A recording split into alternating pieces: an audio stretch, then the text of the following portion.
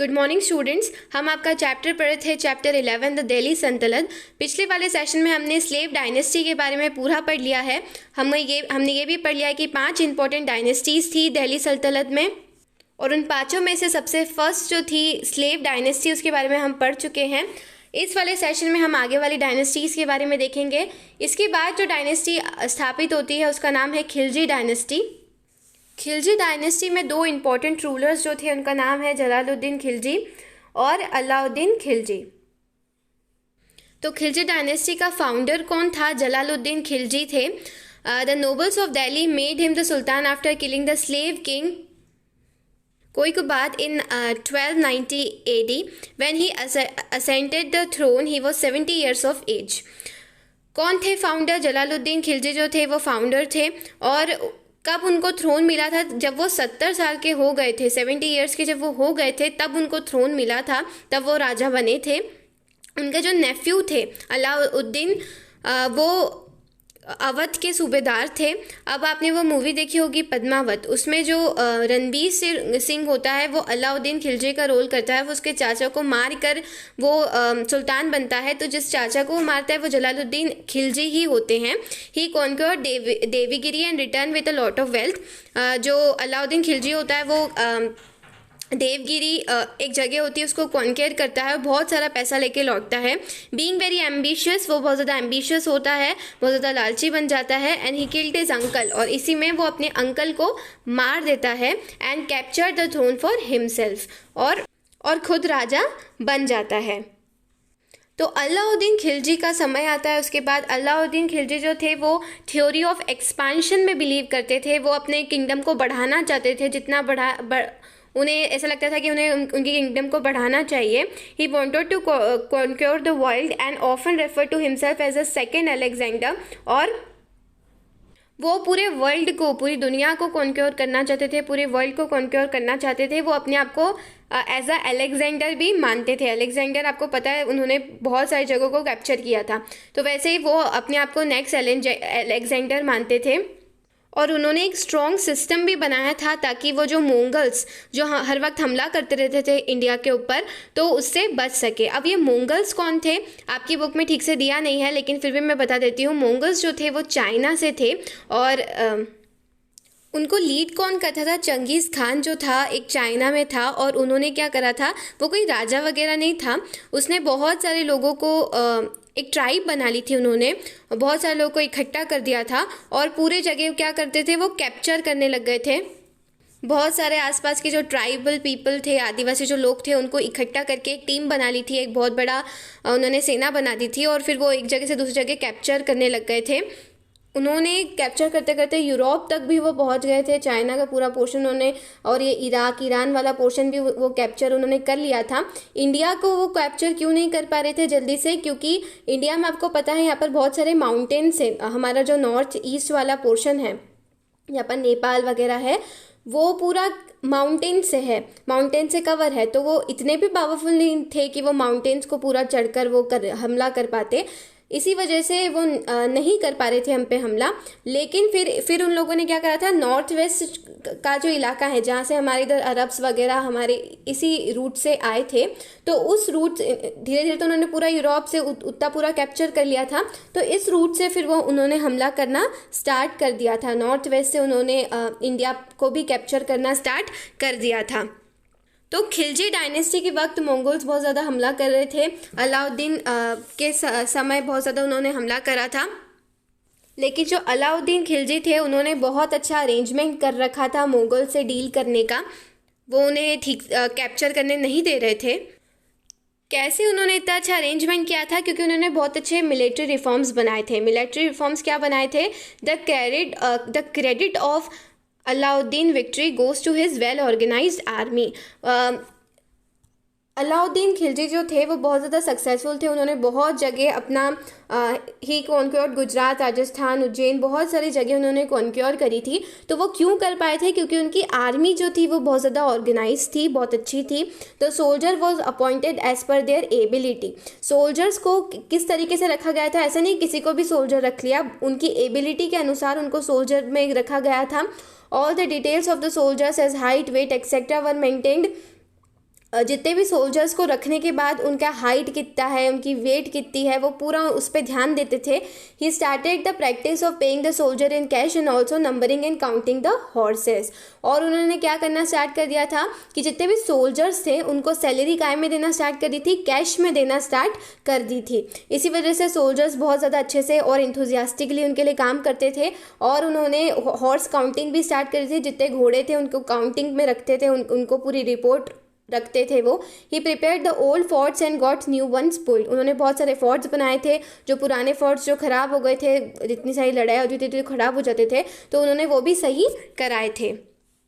Market reforms भी लाए थे। कौन से market reforms? In order to safeguard his kingdom from the repeated attacks of Moguls, Alauddin felt the need to maintain a strong and powerful army. For this he needed a lot of money. मैंने बताया Mongols कौन थे और वो क्यों हमारे इधर हमला कर रहे थे।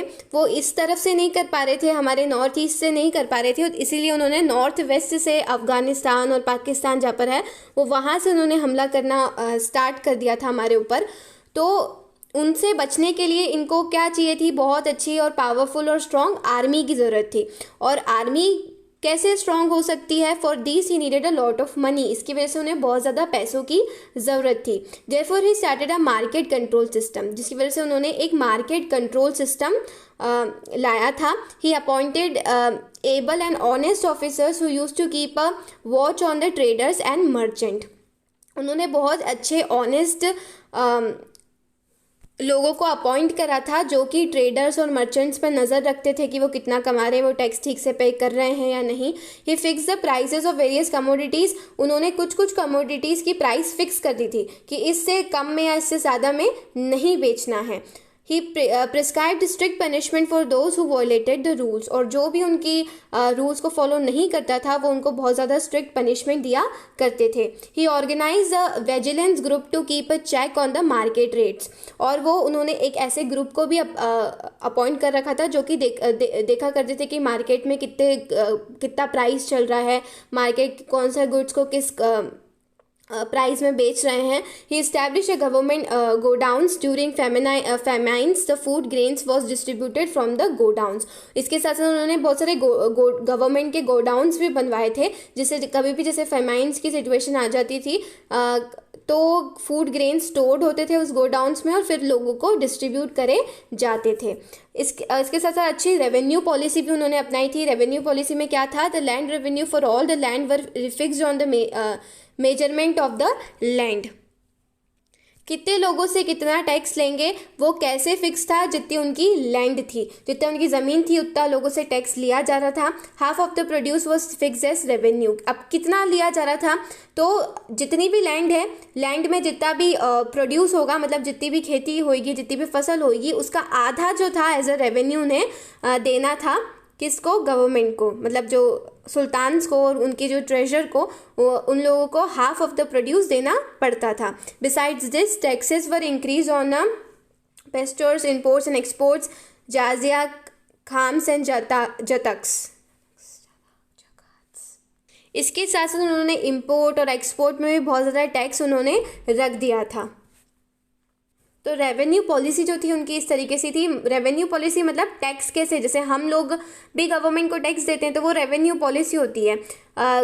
तो वैसे ही उस वक्त रेवेन्यू पॉलिसी कैसी थी कि जो भी पहले तो एग्रीकल्चर ही मेन था, पहले से प्राइमरी सेक्टर ही होता था, सेकेंडरी और टर्जरी सेक्टर इतना नहीं होता था। पहले लोगों का काम सिर्फ खेती करना होता था, उनकी ज़मीन होती थी उसमें खेती करते थे वो। लेकिन इसी वजह से जो टैक्स वो पे करते थे वो भी जो खेती होती थी, उनकी जितनी भी फसल होती थी उसका हाफ उनको as a government, as a revenue, as a tax देना पड़ता था। इसके बाद अलाउद्दीन खिलजी की डेथ हो गई। फिर गयाजुद्दीन तुगलक ने जो थ्रोन है वो कैप्चर कर लिया। उससे स्थापित हुई द तुगलक डायनेस्टी। किसको मारकर कैप्चर किया था? नसरुद्दीन खुसरो शाह को मारकर उन्होंने जो तुगलक डायनेस्टी जो की स्थापना की थी, स्टार्ट किया था। इसके बाद आता है तुगलक डायनेस्टी। तुगलक डायनेस्टी जो थी वो 3 रूलर्स उसके मेन थे जिनके बारे में हम पढ़ने वाले हैं। गयाजुद्दीन तुगलक, मोहम्मद बिन तुगलक और Firoz Shah Tughlaq. Ghazi Malik, who assumed the title of Ghiyasuddin Tughlaq was a founder of a Tughlaq dynasty. तो तुगलक डायनेस्टी का फाउंडर कौन थे? गयाजुद्दीन तुगलक थे। फाउंडर मतलब किसने स्टार्ट करी थी? He liberalize various harsh measures impose by Alauddin Khilji and restored peace and order in the kingdom. He build the fortified city of Tughlaqabad in Delhi. Alauddin Khilji जो थे वो बहुत ज़्यादा क्रूअल पॉलिसी उन्होंने अपनाई थी, बहुत ज़्यादा जैसे मार्केट रिफॉर्म्स और रेवेन्यू पॉलिसी और ये सब जो उन्होंने अपनाया था, कहीं कहीं यहाँ बहुत ज़्यादा कठोर भी थी लोगों के लिए।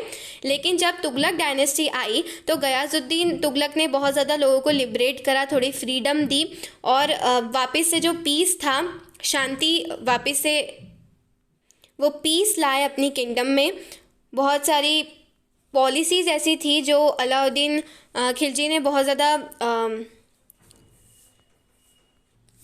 क्रूअल पॉलिसी अपनाई थी, उसको उन्होंने थोड़ा सा बैलेंस आउट कर दिया था।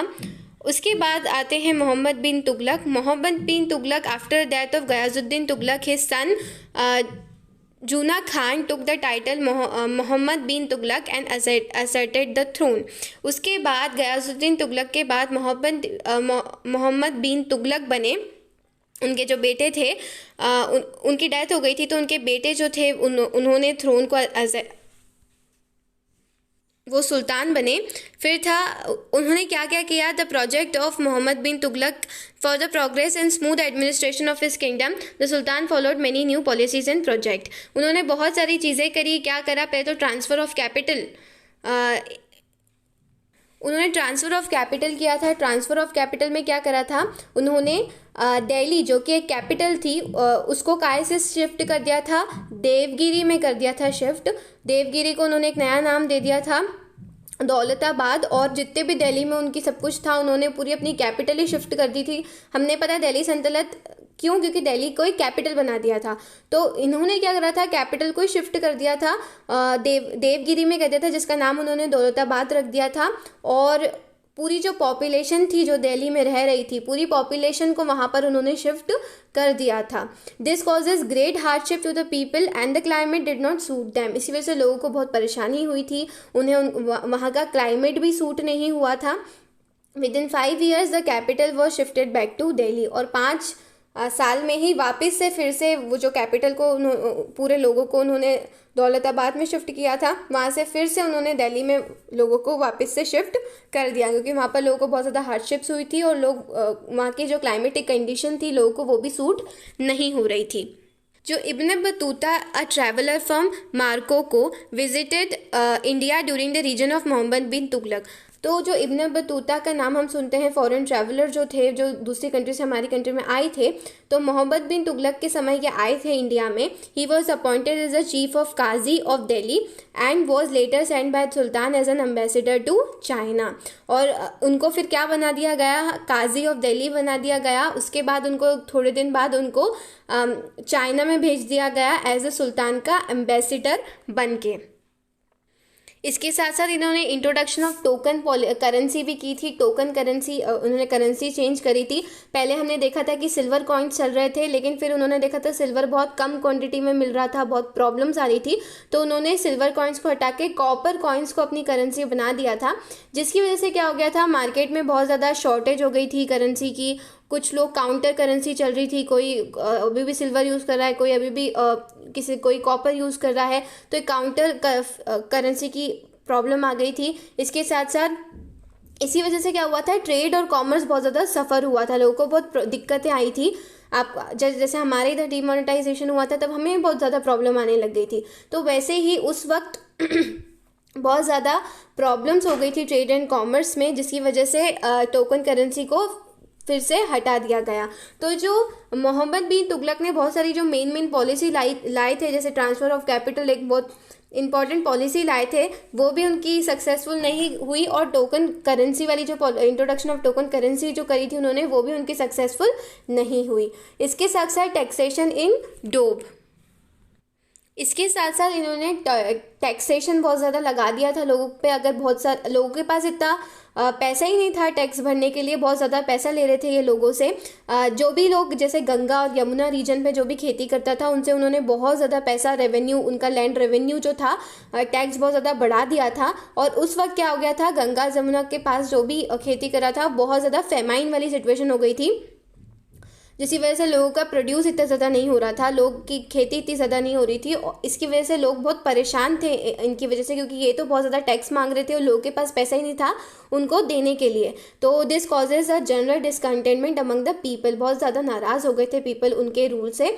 तो जो भी प्रोजेक्ट्स अभी अब हम देख रहे हैं, मोहम्मद बिन तुगलक ने जो भी बहुत मेन चीज़ें इन्होंने करी थी। सबसे पहले तो ट्रांसफ़र ऑफ कैपिटल कर दिया था, पूरी पॉपुलेशन को एक जगह से दूसरी जगह शिफ्ट करना चाहा था। साथ में इंट्रोडक्शन ऑफ टोकन करेंसी करा था, करेंसी चेंज कर दी थी। साथ में बहुत ज़्यादा टैक्सेशन लोगों पे बढ़ा दिया था। इसकी वजह से लोग इनके रूल से इतने ज़्यादा खुश नहीं थे। जो भी मेन पॉलिसी इन्होंने अप्लाई करी थी उनका प्रॉपर इन्फोर्समेंट नहीं हो पाया। अगर वो ठीक से प्रॉपर इन्फोर्समेंट करते तो शायद सक्सेसफुल भी हो जाते, लेकिन ठीक से इन्फोर्समेंट नहीं हुआ चीज़ों का, इस वजह से वो उनकी सारी प्रोजेक्ट्स थे वो क्या हो गए, फेल हो गए थे। इसके बाद आते हैं फिरोज शाह तुगलक। फिरोज शाह तुगलक जो थे, मोहम्मद बिन तुगलक की डेथ के बाद फिरोज शाह तुगलक सुल्तान बने। इन्होंने बहुत ज़्यादा अपने नोबल्स का, अपने लोगों का सपोर्ट गेन करने के लिए बहुत ज़्यादा इस्लाम वाला रूल उन्होंने अपनाया था। लॉ ऑफ इस्लाम, ये उससे रूल करते थे ये। He also made jizya also a separate tax as impose it on the Brahmins. उस समय जो ब्राह्मण्स इंडिया में रह रहे थे उन पर इन्होंने एक अलग सा टैक्स लगा दिया था, जाजिया टैक्स लगा दिया था। और ये सारे जितने ब्राह्मण्स थे उनको पे करना पड़ता था। The main features of his rule was the works of the welfare of his people. बस वो उनके जो पीपल थे उनके वेलफेयर के लिए इन्होंने बहुत ज़्यादा काम किया था। ही फाउंडेड द न्यू सिटीज़, इन बहुत सारे न्यू सिटी उन्होंने स्थापित की थी। हिज़ार, फिरोज़ापुर, फिरोज़ाबाद, ऐसी बहुत सारी सिटीज़ उन्होंने बनाई थी। He also build many lakes, hospitals, parks, dams, canals and bridges. बहुत सारे हॉस्पिटल्स, लेक्स, पार्क्स, डैम्स और ब्रिजेस उन्होंने बनाए थे। He establish a department of charity which help widows and orphans. इसके साथ साथ एक और बहुत इंपॉर्टेंट काम इन्होंने किया था, एक अलग चैरिटी बनाई थी जो विडोज़, जो कि महिलाएं जो विधवा हो जाती थी उनको हेल्प करने के लिए, साथ में जो ऑर्फन्स थे, जो बच्चे अनाथ हो जाते थे, उन्हें हेल्प करने के लिए उन्होंने एक चैरिटी बनाई थी। लेकिन जब इनकी डेथ हो गई तब इनका जो एम्पायर था, इन्होंने इतना बड़ा एम्पायर खड़ा किया था, वो डिसइंटीग्रेटेड होने लगा, अलग अलग होने लगा। His successors was insufficient. इनके जो सक्सेसर थे, इनके जो बेटे वगैरह जो भी इनके बाद थ्रोन पर बैठे थे, वो बहुत ज़्यादा इनसफिशिएंट थे। Sultanate was reduced to a local principality during the region of Nasruddin Muhammad, the last ruler of dynasty Taimur. The Mongol ruler from Central Asia invaded India. इनके समय में एक तैमूर रूलर थे मोगल्स के। हमने पता है मोगल्स बहुत ज़्यादा फ्रिक्वेंटली हमला कर रहे थे इंडिया पे, तो फिर रूलर बन गए थे। He reaches Delhi and ordered a general and the people were robbed, disgraced and butchered. वो क्या हो गए थे, उन्होंने दिल्ली को कैप्चर कर लिया था तैमूर ने। उस वक्त लोगों को बहुत ज़्यादा लूटा गया था, डिस्ग्रेस्ड किया गया था, बुचर्ड, मार दिया गया था बहुत सारे लोगों को तैमूर के रूल में। इसके बाद जो आई थी सैयद डायनेस्टी आई थी, ये हम अपने नेक्स्ट सेशन में पढ़ेंगे। तब तक के लिए thank you and have a nice day.